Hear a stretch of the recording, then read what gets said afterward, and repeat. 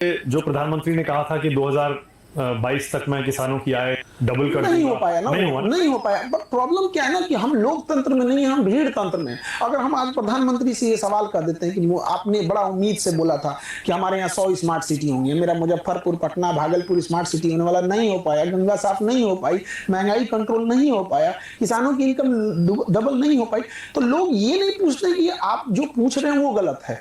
आप ये कहते क्यों पूछ रहे हो? बात तो सही है। अब हमको ये नहीं समझ में आता है, तो शायद हमें लगता है कि हमसे गलती हो गई। हमें ये सवाल सी जिनपिंग से पूछना चाहिए या डोनाल्ड ट्रंप से पूछना चाहिए, क्योंकि हमारे यहाँ तो लोग नाराज हो जाते हैं। या तो फिर हमको मनमोहन सिंह से पूछना चाहिए, नेहरू से तो पूछेंगे नहीं। तो हम कहां जा रहे हैं? लोकतंत्र की असली चीजें तो यही होती है। यदि हम आपको नीचा दिखाने की कोशिश करें, यदि हम आपको मतलब राजनीतिक रूप से प्रेरित होकर बात बोले या बदतमीजी वाली भाषा बोले, जरूर सवाल कीजिए। हम यही कह रहे हैं कि आज 5 रुपया, जो 1 रुपया किलो चावल दे रहे हैं, 2 रुपया किलो गेहूं चावल जो दे रहे हैं, 5 किलो भात, उसको पकाने के लिए 1100 रुपये वाला सिलेंडर लग रहा है। जो लोग बीजेपी के समर्थक हैं वो खासतौर से उन लोगों से आपत्ति जताते हैं जो सिर्फ और सिर्फ आलोचना करते हैं प्रधानमंत्री की या बीजेपी सरकार की।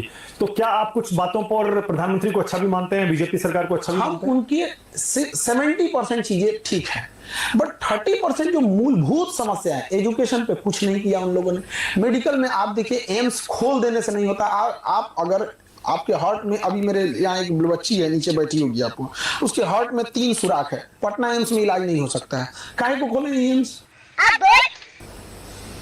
ना थमा दिए आप, सब में क्या फर्क है? नहीं हो सकता उसका इलाज पटना एम्स में, और यही पटना एम्स लिख रहा है दिल्ली एम्स चले जाइए, तो दिल्ली एम्स में तो बढ़ेगा भीड़। तो एम्स जो स्थापित किया गया, आप उसकी स्थिति देखिए। कौन कौन से मुद्दों पर आपको लगता है कि काम नहीं हुआ? एजुकेशन से 30% जो आपने कहा ना, कौन कौन से? एजुकेशन हो गया, और बताता हूँ। एजुकेशन पे कोई काम नहीं हुआ, महंगाई रिलेटेड चीजें नहीं हुई। मेडिकल इंडस्ट्री में आप देखिए, आज भी हमारे पास विदेशों से MRI machine, CT scan machine, ये सारी मशीन विदेश से आती है, हमारे यहाँ बनता नहीं है। एटलीस्ट निर्मला सीतारमन से कहिए कि कम से कम उस पर टैक्स मत ले। मैं अब एक बात बताइए, कोई MRI मशीन वीडियो गेम खेलने के लिए लाएगा? जो बड़ी बीमारी है उसकी जांच करने के लिए लाएगा, उस पर क्या जरूरत है टैक्स लेने की? आप कहते हैं एक और बेटी पढ़ाओ और बेटी बचाओ, अब बेटी के ऊपर एजुकेशन पे 18% GST ले रखे हैं। वो आप सिनेमा देखने जाइए, 18% GST। अब मेरे यहाँ पढ़ने आइए, 18% GST। मतलब हमारे वित्त मंत्रालय के अधिकारियों और वित्त मंत्री की नजर में सिनेमा देखना और पढ़ना बात बराबर ही है। तुम्हें शर्म है कुछ? Entertainment and education same tax, ये तो गलत चीजें हैं। आप हम किसको बोले? जिनपिंग को। लेकिन अभी बहुत सारे लोग ये कहते हैं कि आप राजनीति में आने की भूमिका बना रहे हैं। नहीं, क्यों हमको पॉलिटिक्स में आना चाहते हैं? हम स्पष्ट बोल रहे हैं, हम नहीं जा रहे हैं। अब हम किस तरह से बोले? हनुमान जी थोड़े जो सीधा चीर के राम दिखा देंगे यहाँ पर। सवाल को यही तो हम कह रहे हैं, भीड़ तंत्र हो जाए। आप अगर अपनी समस्या कहिए तो लोग कहते हैं कि आप ये आना चाहते हैं, इसके या तो आप राजनीति में आने में कोई दिक्कत नहीं है, सबको आना चाहिए। क्या आपके अंदर कभी भी 1-2%, 10% आवाज नहीं आती कि नहीं जाइए किसी दिन? हमारे काम एजुकेशन है और हम अभी पढ़ा रहे हैं, बट हमको एग्रीकल्चर वालों के लिए वर्क करना है यहाँ पे। हमको इससे ही फुर्सत नहीं मिलती। बदलाव जो आप लाते हैं वो तो राजनीति में आके ही ला सकते हैं। ऐसा कुछ नहीं है, बदलाव ला सकते हैं। आज भी हम कोई राजनीति में नहीं है, लेकिन एजुकेशन में आज भी बदलाव ला दिए। आज किसी बच्चे को पढ़ना रहेगा, वो अपने एजुकेशन मिनिस्टर को नहीं खोजेगा, खान सर को खोजेगा।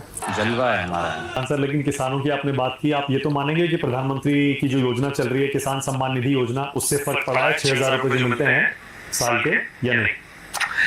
अब मेरा पैर तोड़ के आप हमें बैसाखी दे दीजिए और कहिए कि आप बहुत अच्छे हैं। आप सोचिए, किसान सम्मान निधि महीने का कितना मिलता है? 500 रुपए महीने का, 500 रुपए। मजदूर की दिहाड़ी होती है एक दिन की 500 रुपए, महीने का 500 रुपए मिल रहा है। आप कल्पना करके देखिए, आप सोच सकते। वो कहते हैं पहले तो वो भी नहीं मिलता था, नहीं, उससे तो बेहतर है। हाँ, उससे बेहतर। आप एक बात बताइए, आप 500 रुपए किसानों को सम्मान निधि महीने का दीजिए और 1600 रुपये DAP कर दीजिए, तो बात तो बराबर ही आ जाता है। आप उसको 500 की जगह उसका यूरिया सस्ता कर दीजिए, 1600 रुपये और DAP खरीद के ला रहा है, सो आप उसको 400 रुपये DAP कर दीजिए, आपसे नहीं मांगेगा वो। प्रधानमंत्री इतने लोकप्रिय क्यों है फिर, अगर किसानों के लिए कुछ नहीं करते? किसान भी बहुत वोट देता है। दलाल दलाल नहीं, गरीब हमारी वोट बात देता है। किसान पे है, नहीं, वैसे हमारी पूछ रहा हूँ, बात आपका मानना क्या है? प्रधानमंत्री से नहीं है। हमारी प्रधानमंत्री है तो ऑब्वियस बात है, किसी देश का प्रधानमंत्री लोकप्रिय होता है, तो डोनाल्ड ट्रंप भी लोकप्रिय है, तो भारत नहीं, डोनाल्ड ट्रंप तो फिर भी हार गए थे एक बार, ये तो लगातार तीसरी बार चुन के आए। तो लोकप्रियता अलग चीज होती है। हमारा मेले वो तो काम करेंगे, सोशल मीडिया है, उनकी अपनी टीम है, कितने बड़े वक्ता हैं।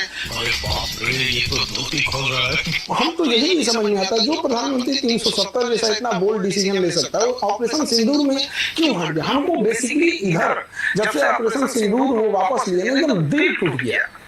मतलब नहीं होता है कि मतलब कोई छाती पे लात रख दिया, वहां पे क्या जरूरत थी इनको ऑपरेशन? हमको बेसिक व्यक्तिगत रूप से हम बता रहे हैं, हमको सबसे ज्यादा मात है पूरे उनके 3 कार्यकाल में। हमको एक चीज से सबसे ज्यादा शिकायत है, तो ऑपरेशन सिंदूर में वो पीछे क्यों हटे?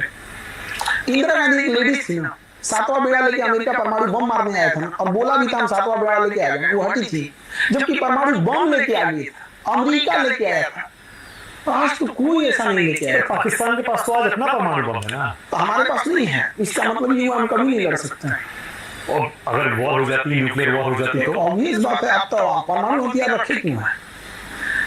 स्वाभिमान से साथ जिंदगी जीना है, स्वाभिमान खत्म होना, ऐसी जिंदगी को जूती पे रखते हैं लोग। क्या बात है सर, क्या बात है सर। नहीं चाहिए ऐसी जिंदगी, स्वाभिमान से समझौता नहीं। हमारे जिन बहनों के सुहाग को उनके सामने गोली मारा गया, क्या उसका कोई मोल नहीं है? जिसको ये कहकर गोली मार दिया गया कि तुम हिंदू हो कि मुसलमान हो, क्या उसकी कोई मोल नहीं है? या हिंदू होना पाप हो गया है? उसको मारा रहता, अगर कोई अपराध किया रहे, कोई व्यक्ति कोई गुनाह किया रहे, तो आप गोली चलाइए। वो इंसान घूमने गया है, कोई छुट्टियां मनाने गया, उसको मार देने के बाद क्या आपका कलेजा या पूरे देश के लोगों को इतना खून नहीं खोलता है? कम से कम आप ये तो मानेंगे 2016 के बाद से सर्जिकल स्ट्राइक, एयर स्ट्राइक, फिर ऑपरेशन सिंदूर, कम से कम घर में घुस के तो मारना हमने शुरू किया। झूठ बोलो, बार बार झूठ बोलो, जो भी बोल सकते हैं सब झूठ बोलो।